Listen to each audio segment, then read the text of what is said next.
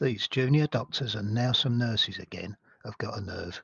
How can the government be expected to pay what they're asking for when it's had to spend this?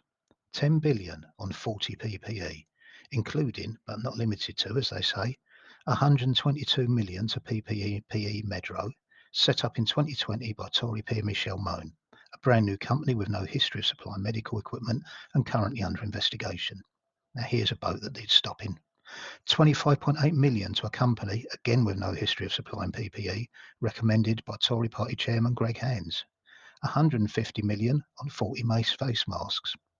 Also COVID related, there was 532 million on the aborted Nightingale hospitals, 850 million on Eat Out to Help Out, the government scheme to spread coronavirus more rapidly, 29.5 billion on a failed track and trace system, you know, the one we were meant to be so proud of, and 250 million in unused vaccines where some parts of the world still needed them. COVID aside, they've also had a 40 billion hit to the economy from the Liz Truss budget and spent 2.6 billion on a sparkling new press room. But that's all in the past. Let's look at the current expenses the government has. There's 200 million on the Rwanda scheme, 100 million on the coronation of one of the richest men in the country, 108 million if you include the portraits of him in public places. 1.6 billion to help private water companies keep their shareholder dividends and CEO pay packets.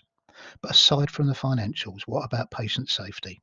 Thousands of appointments being cancelled just when the government had got the waiting list down before the strikes to a record high of 7 million, with only 500 additional deaths per week. Come on, doctors and nurses, you chose a vocation, not a job. Get on with caring for people and making them better, and leave the complicated stuff to the politicians who've got us to a position where the IMF is predicting we'll have a worse growth than anyone in the G20, including sanction Russia.